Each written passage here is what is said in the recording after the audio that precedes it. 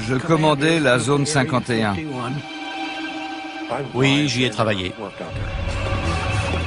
C'est la base militaire secrète la plus célèbre du monde. On a accepté les conditions. Taisez-vous. Vos vies et celles d'autres gens en dépendent.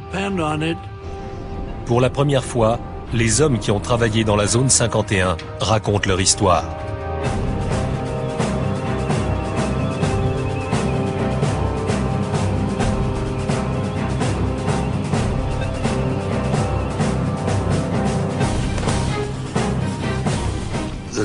Il y a eu beaucoup de désinformation, mais elle a été alimentée par la curiosité naturelle des gens.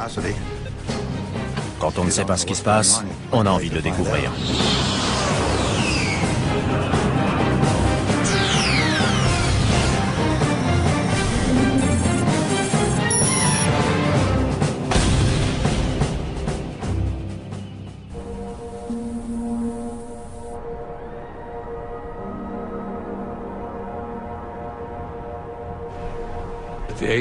La CIA n'a jamais admis et n'admettra jamais que la zone 51 existe.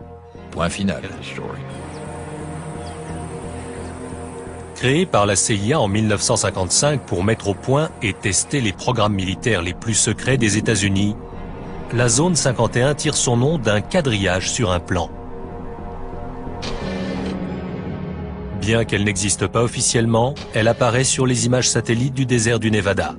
On y voit plusieurs pistes de décollage et plus de 25 hangars. L'accès à cette base ultra secrète a toujours été soigneusement contrôlé. Mais aujourd'hui, les premiers programmes élaborés dans la zone 51 sont déclassifiés et les souvenirs ont le droit d'être évoqués.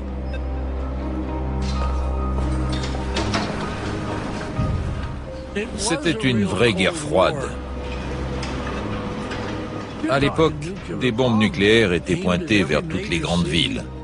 Et il y avait deux adversaires et on se demandait lequel cognerait le premier. Très souvent, la démocratie doit céder le pas à un contrôle militaire rigoureux afin de permettre au pays de survivre. On adhérait tous à cette idée.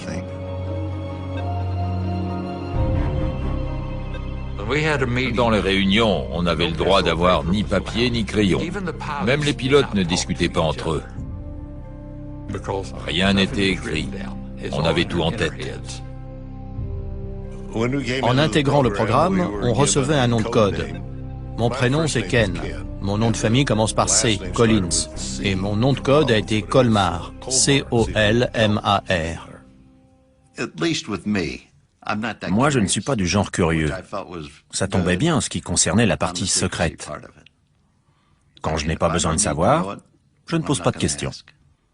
On m'a expliqué que ça n'était pas la peine d'essayer de découvrir mon niveau d'habilitation, parce que je l'avais reçu des cercles les plus élevés de Washington. Ils avaient les moyens de savoir ce que je faisais, ce que je disais, où j'allais.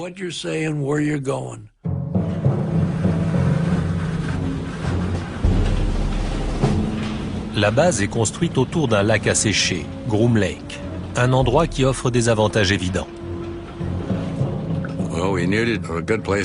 On avait besoin d'un endroit pour atterrir en provenant de n'importe quelle direction, selon le sens du vent. Et comme le lac était rond, il convenait parfaitement. En plus, il était abrité par le relief accidenté des alentours, donc il n'était pas très visible. Lisse comme du verre.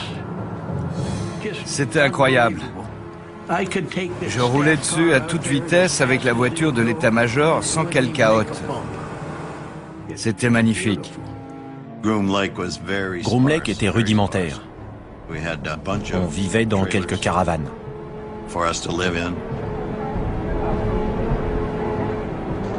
Il y avait un bâtiment polyvalent où on mangeait. Et il n'y avait ni télévision, ni radio. Il n'y avait pas de femmes. Il y en a eu une qui appartenait au service financier de la CIA et qui a passé une nuit sur la base. C'est la seule dont j'ai entendu parler. Paradise Ranch a été le premier nom donné à cet endroit. Les autorités pensaient que ça atténuerait son austérité, que ça convaincrait les gens que ça n'était pas aussi terrible que ça en avait l'air.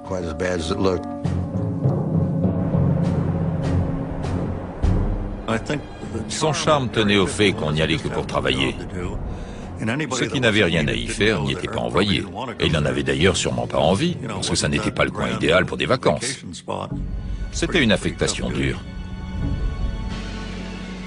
La CIA a besoin d'hommes d'une trempe particulière. On faisait un filtrage pour avoir des soldats discrets. La sécurité a éliminé un grand nombre de gens qui étaient un peu frimeurs. J'allais recevoir ma première habilitation et je suis allé au cinéma pendant que ma femme allait faire des courses avec ma mère. En plein milieu du film, une femme est arrivée, jeune, à peu près mon âge. Elle m'a demandé si j'habitais à Las Vegas, depuis combien de temps j'y étais, ce que je faisais comme métier. Mais mes réponses ne lui ont pas plu, et au bout d'une demi-heure, elle est partie. Souvent, je me suis demandé depuis combien de temps elle me suivait, même si elle me suivait. Ou si c'était juste une fille de Las Vegas à la recherche d'un micheton. Je ne le saurais jamais.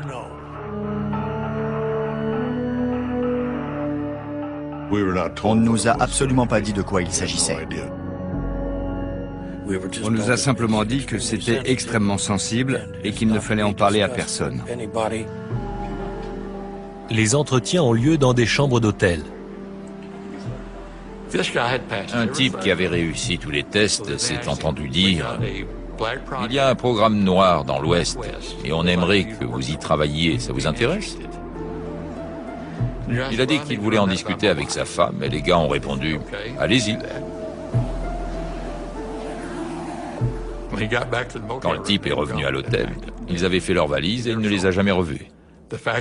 Dire qu'il voulait demander à sa femme s'il pouvait travailler sur un programme noir, ça lui a été fatal. Il n'a pas eu droit à une deuxième invitation.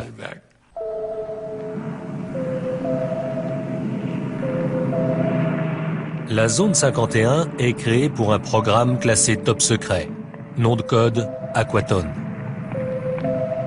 En 1955, des membres de la CIA, de l'US Air Force, l'armée de l'air américaine, et d'un département secret de l'avionneur Lockheed commencent à travailler à Paradise Ranch.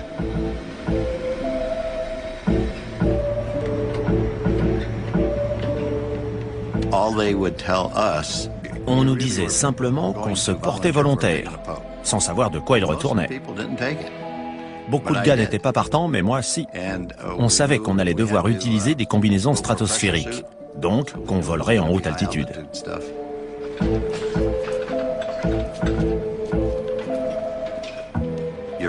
Sans pressurisation, au-delà de 50 000 pieds, le sang se met à bouillir. En cas de dépressurisation, si le moteur tombe en rade au-delà de 50 000 pieds, la combinaison vous sauve la vie. Une entreprise de Boston a été choisie pour fabriquer les combinaisons. Elles devaient être faites sur mesure, très près du corps. Alors on est allé chez un fabricant de soutien-gorge pour la grande distribution. On faisait un essayage, on rentrait à la maison, on revenait, on refaisait un essayage après fabrication. Et on ne pouvait pas dire qui on était, ni ce qu'on faisait. Simplement qu'il nous fallait une combinaison. Quand on vole plus haut que là où l'homme est jamais allé, il faut changer d'équipement. Dans ce film déclassifié récemment, Ray Goudet se prépare pour un vol au-dessus de la zone 51. Les combinaisons partiellement pressurisées MA2 modifiées sont taillées sur mesure pour chaque pilote. S'il maigrit ne serait-ce que d'1 kilo, la combinaison perd toute efficacité. Certains étaient ravis parce qu'ils allaient prendre une bonne suée. Pas moi. Je préférais dormir, bouquiner ou réfléchir à ce que j'allais faire. Parce que certaines missions n'étaient pas simples. Il fallait voler dans des conditions précises pour qu'elles réussissent. Le moindre kilo supplémentaire risque de réduire le plafond de vol de l'U-2. Tout le carburant se trouvait dans les ailes, donc c'était impossible d'empêcher le bout de racler par terre. C'est pour ça que des roulettes les soutenaient jusqu'au moment où les ailes s'éloignaient du sol. À ce moment-là, les roulettes se décrochaient. J'aimais bien décoller et monter en spirale. L'U-2 a une couverture. Officiellement, il s'agit de recherche météorologique. C'était notre couverture. On était un escadron de reconnaissance météo. Si ça n'était pas un avion conventionnel, alors qu'est-ce que c'était? Bien que volant 3 fois plus haut que les avions de ligne de l'époque, l'U-2 est parfois repéré. J'en suis pas sûr, mais je crois que j'ai vu le soleil briller sur une vitre ou sur des hublots d'observation. Au milieu des années 1950, au moment où la guerre froide et la passion des Américains pour les ovnis battent leur plein, je crois que ça venait de l'espace, mais que c'était amical. Les avions argentés sèment parfois la confusion. Ils étaient en aluminium pur et ils avaient l'allure d'une étoile brillante au firmament. Les pilotes ont ordre de tout nier, même auprès des contrôleurs aériens. Des histoires couraient au sujet de trucs qui volaient en altitude. Les contrôleurs appelaient, mais en vain. Ils ne recevaient que des explications évasives. Je rasais la frontière canadienne quand un contrôleur m'a interrogé sur mon altitude. Ses renseignements étaient très précis, mais je lui ai répondu « Non, faites réviser votre matériel. Ce n'est pas mon altitude. » En 1957, ces vols officieux sont à l'origine de la moitié des observations de soi-disant ovnis. Mais ça n'est rien comparé à ce qui s'annonce.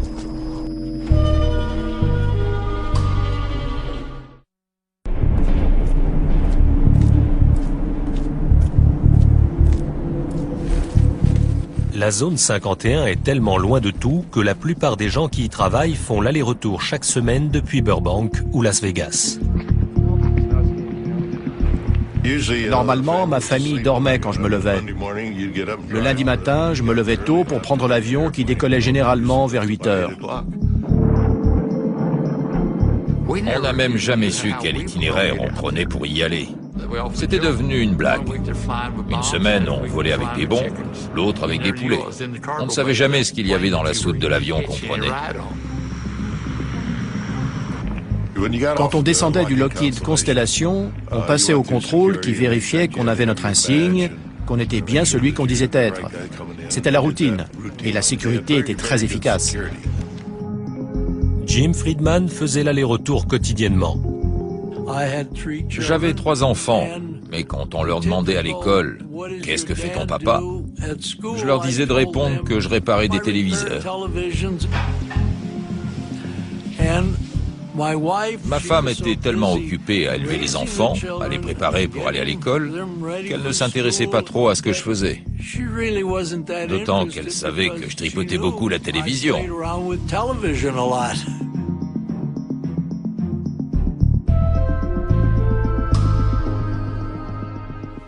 C'était bien, on a eu une belle vie. Même si parfois il ne rentrait pas à la maison pendant une semaine. Par contre, il téléphonait et je disais aux enfants que leur père faisait des heures supplémentaires. Ma fille surtout me demandait où était son papa et je répondais qu'il faisait des heures sup. Moi non plus, je ne savais pas ce qu'il faisait. C'était une routine quotidienne étrange.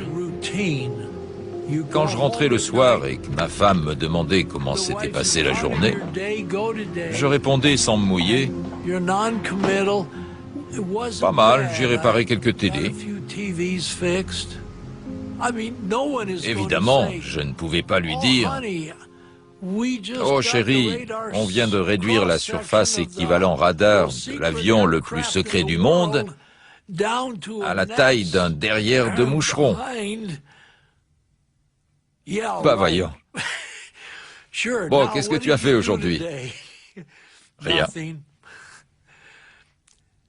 Impossible d'en parler. Faisons face sans paniquer à la réalité de notre époque, au fait que des bombes atomiques puissent tomber sur nos villes. Cette obsession du secret est alimentée par la paranoïa de la guerre froide et la peur omniprésente que l'Union soviétique détruise les États-Unis. Les deux camps se soupçonnaient mutuellement. Ils avaient peur d'être balayés par une première frappe nucléaire. On ne fait confiance à personne, pas même aux pilotes d'essai. En 1963, lors d'une mission d'entraînement, Ken Collins s'éjecte et laisse s'écraser son avion. Environ une semaine après, on m'a demandé si j'étais d'accord pour être hypnotisé, pour découvrir si j'avais oublié quelque chose.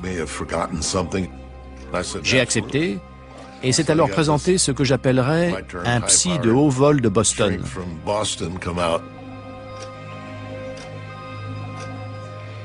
Il n'a pas réussi à m'hypnotiser.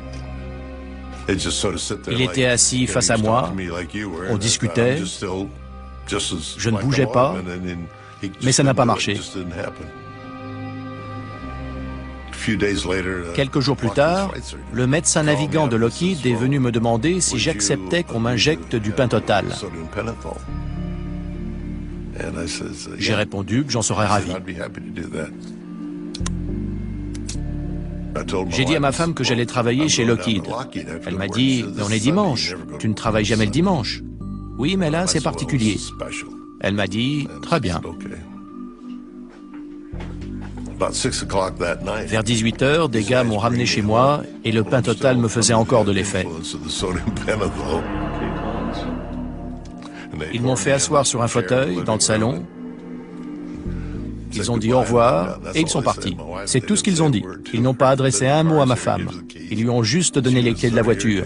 Elle était en colère parce qu'elle croyait que j'étais allé picoler avec eux. En fin de compte, la conclusion a été que tout ce que j'avais raconté correspondait à ce qui s'était passé. Lorsqu'une bombe de ce genre explose au sol ou juste au-dessus, le gouvernement américain, qui travaille à toute vitesse pour mettre au point des armes toujours plus puissantes, a choisi d'installer sa base secrète à côté de son centre d'essai nucléaire. Mettez vos lunettes. C'était en plein milieu du terrain d'essai nucléaire du Nevada.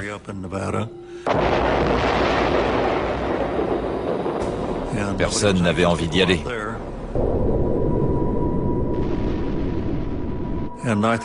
Cette discrétion était capitale pour accomplir ce travail dans le plus grand secret. Mais comme plus de 450 explosions nucléaires ont lieu entre 1955 et 1968, l'endroit présente quelques défauts.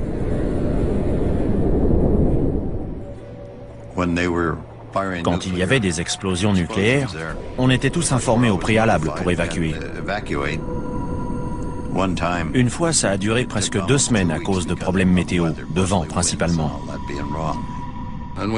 Il fallait qu'on porte des dosimètres pour être sûr qu'on était encore propre. Pour je ne sais plus quelle raison, j'étais sur la piste de décollage au moment d'une explosion qui a eu lieu à Yucca Flats.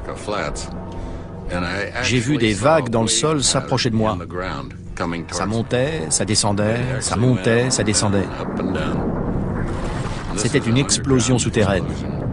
C'était incroyable de voir ces grands cercles de terrain s'enfoncer.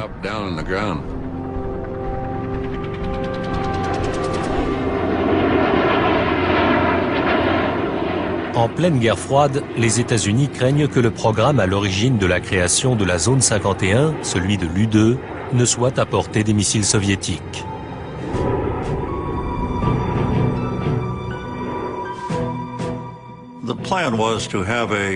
L'objectif, c'était de mettre au point un avion habité pour succéder à l'U-2, qui devait être bien moins vulnérable et bien plus performant.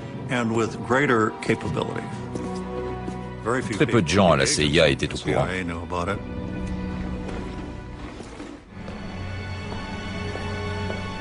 À la fin des années 1950, la base s'occupe d'un nouveau programme classé top secret. En 1958, j'ai commencé à travailler sur l'Oxcart.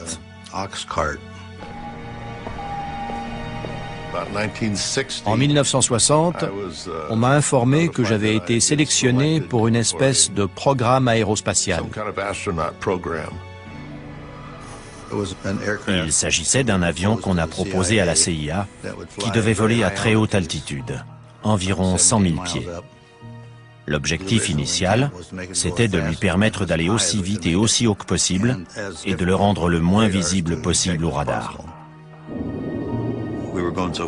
On allait tellement vite que si on était en Californie, qu'on volait nord-sud et qu'on faisait un virage à pleine vitesse à une certaine altitude, on n'arrivait pas à rester au-dessus de cet état. L'avion volait si vite qu'il nous déportait. En pleine guerre froide, les renseignements sont aussi importants que l'armement. Et l'Oxcart est conçu pour être l'espion par excellence. Premier avion furtif de l'histoire, il vole assez vite et assez haut pour prendre de vitesse les missiles. Des milliers de personnes planchent sur sa conception dans les installations de l'avionneur Lockheed à Burbank, en Californie.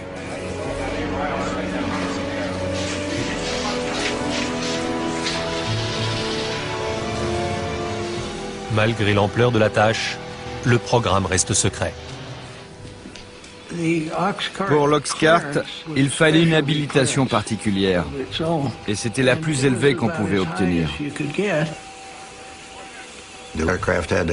L'avion devait supporter les températures provoquées par la friction de l'air lors des vols atmosphériques à 3200 km/h.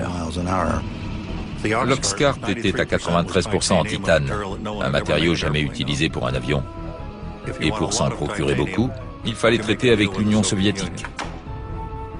Comment la CIA a-t-elle fait sortir ce matériau du RSS? Pour autant que je sache, c'est toujours secret et je ne sais ni comment elle s'y est prise, ni qui s'en est chargé. Mais on a reçu tout le titane dont on avait besoin.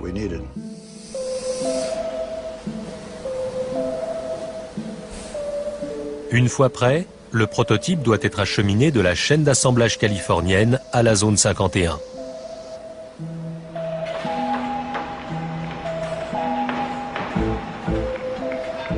Ce qui était rond voyageait dans un conteneur carré. Et ce qui était carré voyageait dans un conteneur rond.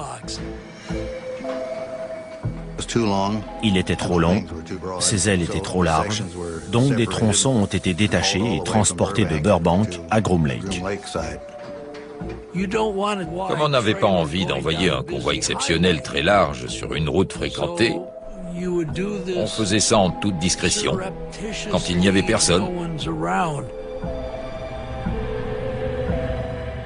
Ça nécessitait de collaborer avec les polices de la route de Californie, du Nevada, la CIA et je ne sais combien d'autres organismes.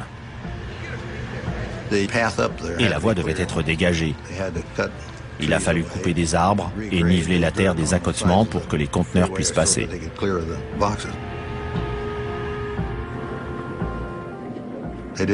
Tous ces gens n'avaient pas besoin de savoir ce qu'il y avait dedans, simplement qu'il fallait les protéger et que tout reste secret. Le convoyage jusqu'aux installations de Groom Lake a été une entreprise énorme.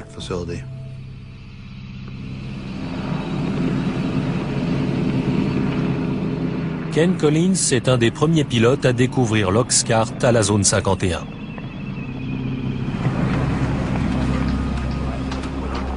Je suis allé jusqu'à la base et l'officier opération m'a demandé si je voulais voir ce que j'allais piloter.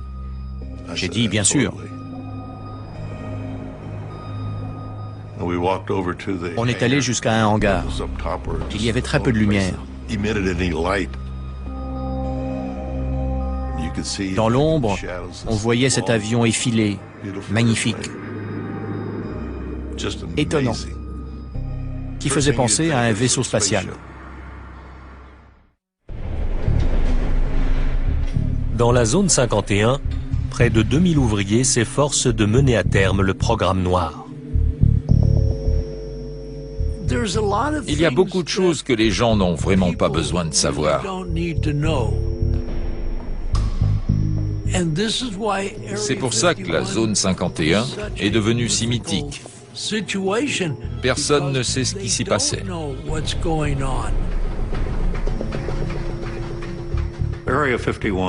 La zone 51 n'avait qu'un but, mettre au point l'Oxcart pour qu'il intervienne à l'étranger.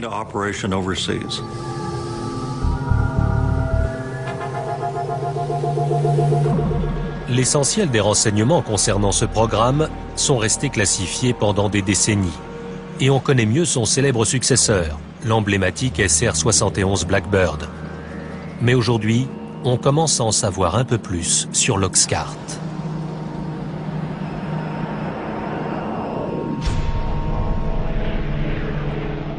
Il a été le premier avion furtif de l'histoire, conçu pour être quasiment invisible aux yeux des radars ennemis. Les essais auxquels j'ai participé consistaient à survoler nos stations radars. On voulait voir si l'avion allait être ou non repéré. Je suis allé au centre d'observation radar pour voir ce qui arriverait quand l'Oxcart passerait. J'étais planté là. Personne n'a remarqué grand-chose. Et tout à coup, on a eu l'impression qu'une échelle venait de tomber sur le toit. En fait, c'était l'onde de choc due au passage de l'avion. Et personne ne l'avait vu sur les écrans radars. Apparemment, il répondait aux attentes. L'avion peut traverser les États-Unis d'une côte à l'autre en 70 minutes. Mais sa principale raison d'être, c'est l'observation. Ces clichés, pris au-dessus de la Corée du Nord, ont récemment été diffusés pour la première fois par la CIA. Ils soulignent la capacité exceptionnelle de l'Oxcart à photographier des zones au sol depuis une altitude de 27 000 mètres, en volant à 3500 km/h. La caméra qui équipait cet avion, qui volait à Mach 3, avait une résolution de 30 cm. Imaginez un objet au sol sur lequel vous posez un quadrillage avec des carreaux de 30 cm de côté, un peu comme sur du linoléum, avec des carreaux noirs, blancs ou gris. Un objet de 30 cm de côté était reconnaissable, même si on ne voyait pas sa structure interne. Mais en photo, un char d'assaut couvrait des centaines de carreaux. Et il était facile à identifier. Mais au plus fort de la guerre froide, les hommes de la zone 51 ne sont pas les seuls à disposer de caméras efficaces. Les soviétiques avaient entre 4 et 6 poubelles, comme on les appelait.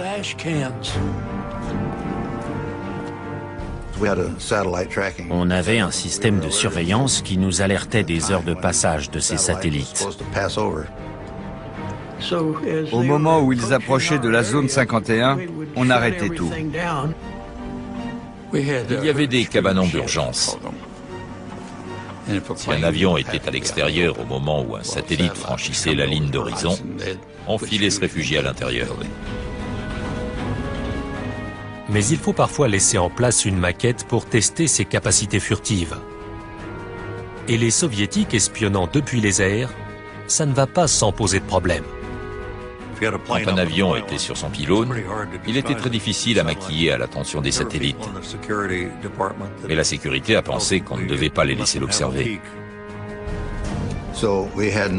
On n'avait pas d'autre solution que de descendre la maquette de son pylône, de la remiser dans le hangar et de la ressortir.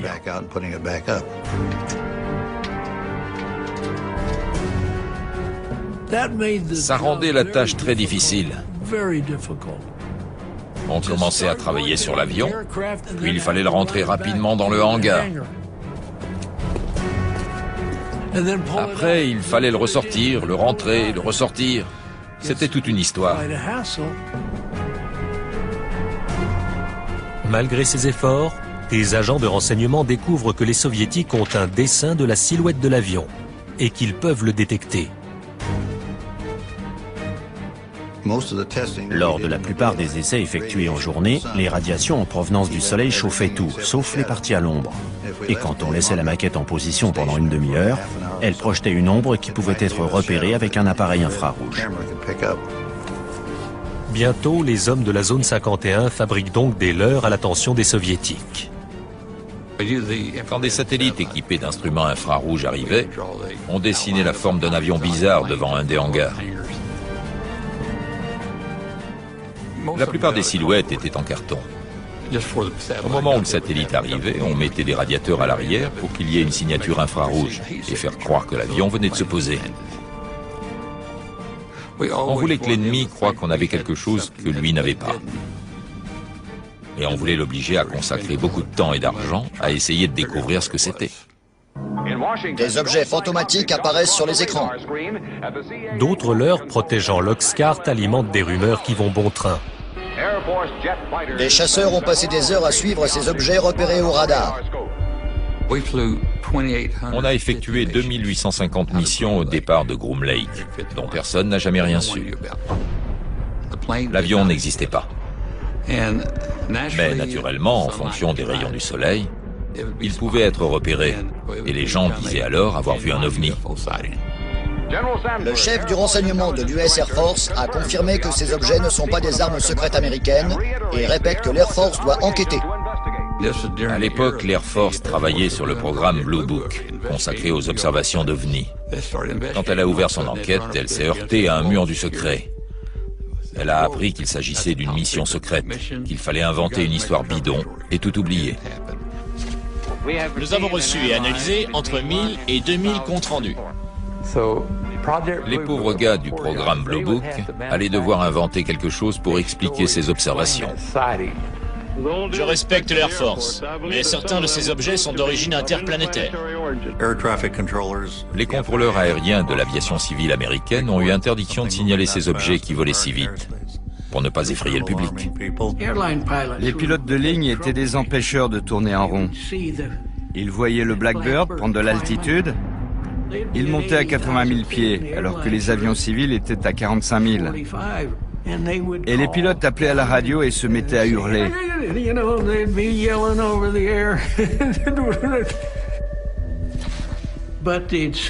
Mais ils le repéraient. Et les passagers le repéraient aussi. Donc le FBI allait les trouver là où ils avaient atterri. Et on leur faisait signer une déclaration les obligeant à ne pas révéler ce qu'ils avaient vu. Mais quand les événements tournent au drame à la zone 51, la machine à désinformer passe la vitesse supérieure.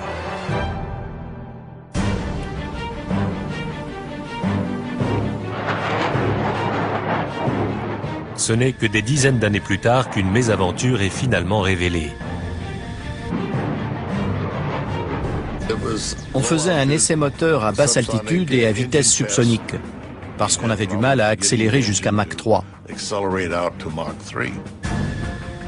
J'ai pris la direction du nord depuis la zone 51, je suis monté à 25 000 pieds, je suis reparti vers le sud, j'ai rencontré un peu de mauvais temps, et quelque chose n'allait pas. Je perdais de la vitesse, mais l'avion ne le signalait pas. Très vite, le nez s'est levé, l'avion est monté, il s'est retourné et il a commencé à partir en vrille. C'était fichu. Je me suis éjecté et je suis parti vers le bas, puisque je volais à l'envers. Ken a pris la bonne décision. Mais sur le moment, ça me faisait vraiment mal de m'éjecter d'un aussi bon avion.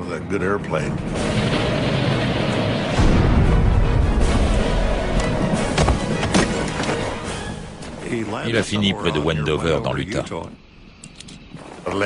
Une fois au sol, j'ai récupéré ma voile. Je me doutais que j'en aurais besoin. J'allais devoir passer la nuit dehors et elle me servirait de sac de couchage. Ma checklist s'était déchirée et j'ai ramassé les pages que je trouvais. Elles étaient toutes classifiées et estampillées du tampon secret. Je crois que je les ai fourrées dans mes poches. Une camionnette brinque-ballait au milieu du désert. Dedans, il y avait 3 types. J'étais étonné de les voir. Ils m'ont dit de monter, qu'ils allaient me ramener à mon avion. Mais j'ai répondu non, parce que c'était un F-105, c'était notre histoire, avec une arme nucléaire à bord. Ils m'ont dit, vous feriez mieux de monter alors, on va pas traîner ici. J'ai grimpé à l'avant et on s'est entassé à 4.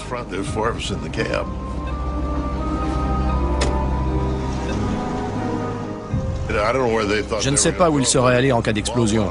Vu la distance, ça n'aurait rien changé. Après la mise en garde et le pieux mensonge de Collins, il n'avait sûrement pas envie d'aller voir de près.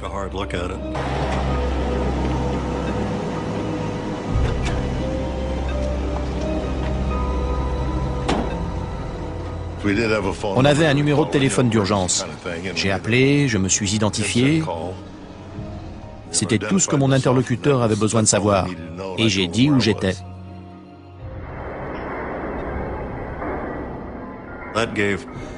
La CIA a eu 2 jours pour récupérer les morceaux de l'épave et tout nettoyer.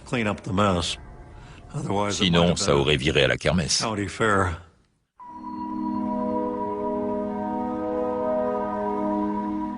C'est la première fois que des photos montrant les efforts entrepris pour assainir l'endroit sont dévoilées.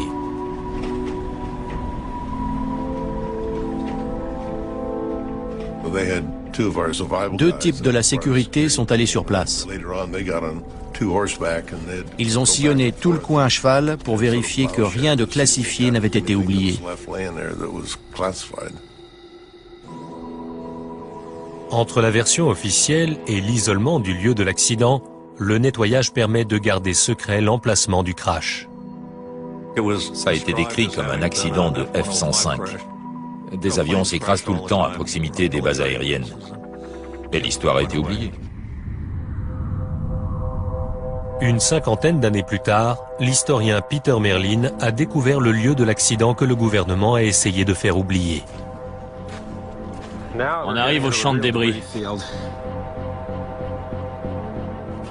Dans le cadre du nettoyage des lieux, les gros morceaux ont été découpés au chalumeau et rapatriés à la zone 51 par avion cargo. L'historien a fouillé le désert en s'appuyant sur des documents déclassifiés. Voici une note de service secrète de la CIA. Toutes les traces de 123 ont été transportées depuis le lieu de l'accident. Mais il reste toujours quelque chose sur le lieu d'un accident. Cette pièce faisait partie de l'aile. A, c'est pour A12, W pour L et 667, c'est le numéro de dessin. Celle-ci vient du poste de pilotage et elle porte le cachet d'inspection. Voilà le cratère laissé par l'impact. Il y a du titane partout. En voilà un gros morceau. Il est épais. Ici, l'arrière du fuselage a percuté le sol. Et de chaque côté, on voit les trous creusés par les moteurs. Il y en a un ici. Je suis au milieu. On observerait la même chose aujourd'hui si un des avions secrets de la zone 51 s'écrasait. Les mêmes mesures de sécurité seraient certainement prises et on nous servirait une histoire bidon.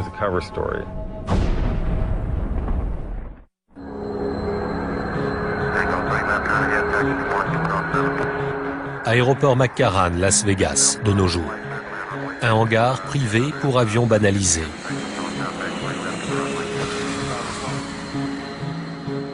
Chaque jour de la semaine, des passagers empruntent la voie des airs pour aller à Groom Lake, comme au temps de l'U-2 et de l'Oxcart.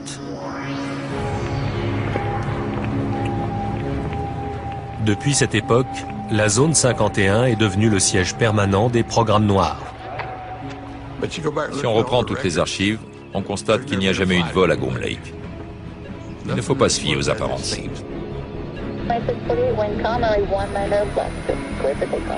Et le mystère continue. Les fonds secrets alloués chaque année aux forces armées dépassent les 41 milliards d'euros. De toute l'histoire des États-Unis, ils n'ont jamais été aussi élevés. Même ceux qui jadis ont tant sacrifié pour la zone 51 ignorent tout de ce qui s'y trame aujourd'hui. J'aimerais bien savoir ce qu'on y fait, mais je l'ignore. J'ai même entendu dire que la zone 51 était un leurre pour cacher des endroits encore plus secrets. Je ne sais pas, je ne peux pas le confirmer. Je n'en ai aucune idée, mais j'aimerais bien savoir. Et le goût du secret continue d'alimenter les rumeurs. Souvent, on ignore si une situation est vraie ou fausse. Il y a eu beaucoup de désinformation, mais elle a été alimentée par la curiosité naturelle des gens. Quand on ne sait pas ce qui se passe, on a envie de le découvrir. Et les spéculations les plus folles contiennent souvent une once de vérité. On raconte qu'il y a des salles souterraines et des tunnels qui vont jusqu'à Las Vegas. En fait, il n'y a rien de tout ça. Au centre d'essai nucléaire, on s'est effectivement réfugié sous terre, parce qu'en surface, c'était radioactif. Mais pas dans la base. L'autre mythe remonte à ces dernières années. On aurait maîtrisé cette vitesse et cette technologie en faisant de l'ingénierie inverse, avec un vaisseau spatial extraterrestre. C'est une histoire vraie. On a bien fait de l'ingénierie inverse là-bas. Avec un MiG-21 soviétique. On l'a récupéré en 1968. On l'a démonté pour voir comment il avait été fabriqué. On l'a remonté et on l'a fait voler.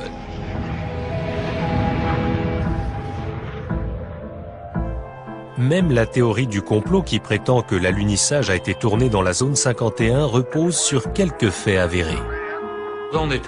Au centre d'essai nucléaire, on a testé la Jeep lunaire qui a été envoyée sur la Lune, tous les équipements de vie. Les astronautes sont venus s'entraîner sur les cratères laissés par les bombes atomiques. C'est sûrement de là que viennent toutes ces histoires.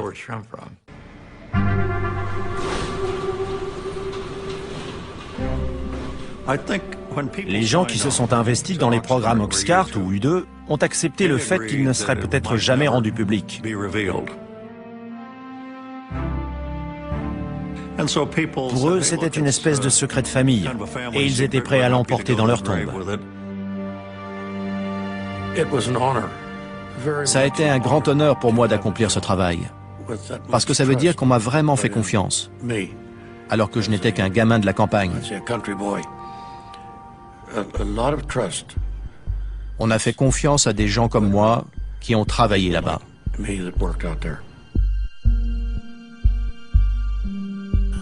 Beaucoup y ont consacré leur vie. Certaines familles ont éclaté parce que les épouses ne savaient jamais quand leur mari allait rentrer. Ce n'était pas un boulot comme un autre. On nous a donné des tâches à faire, on y croyait, et on a fait du mieux possible. Et ça s'est bien terminé. Mais lorsqu'on aborde ce qui s'est passé dans la zone 51, la seule chose dont on soit sûr, c'est qu'on ne saura jamais tout. Je ne vous ai dit que 5% de ce qui s'est passé. Je n'ai raconté qu'une partie de l'histoire. Je dois être honnête.